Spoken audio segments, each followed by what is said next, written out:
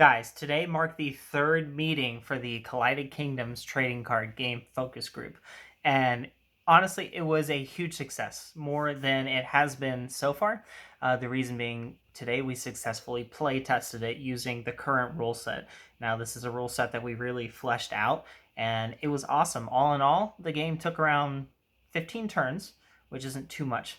And we discovered that food upkeep is definitely a very neat concept that was different from Magic in a lot of ways. It made the game feel fresh, and it really made you feel like you had to strategize out the things that you were working on. Like in Magic, if you have the cost, you could play all these creatures, all these things, whatever. You can have an unlimited amount.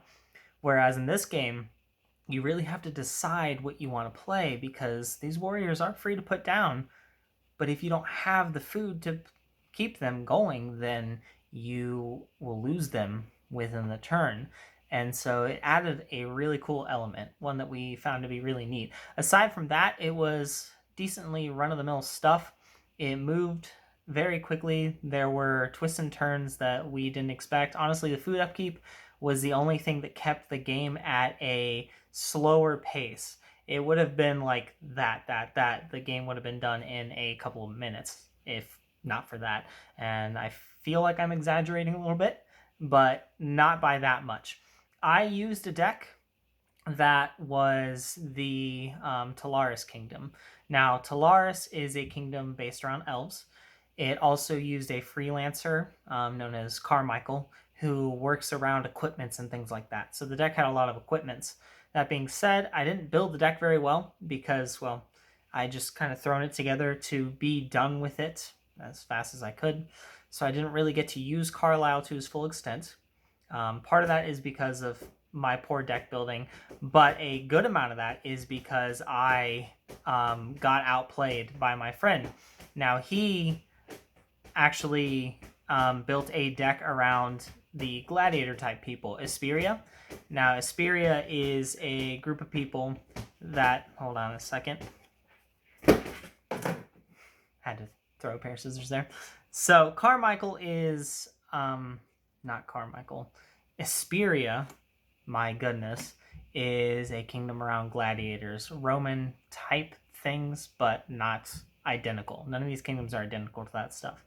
He actually made a huge error because the player Linodon is built around equipments as well. He actually searches for equipments when he comes into play, but he was forgetful in putting them into his deck at all. So he ended up not having any equipments. Aside from that, his deck ran very smoothly.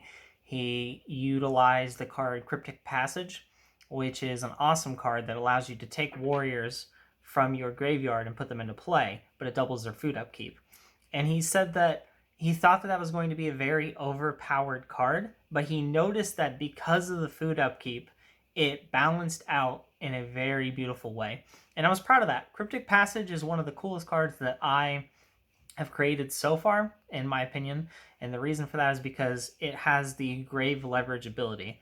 Grave Leverage is another concept that I think is fairly unique to this game. It operates strictly from the graveyard.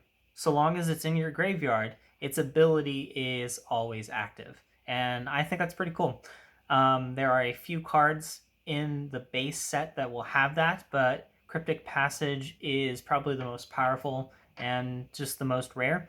It is set to be the highest rarity that is available in the base set, assuming that all works out and I do create that base set, but who knows. But that is meeting number 3. We're only meeting about every other week on average because next week I'm not sure if we're going to manage to have a meeting.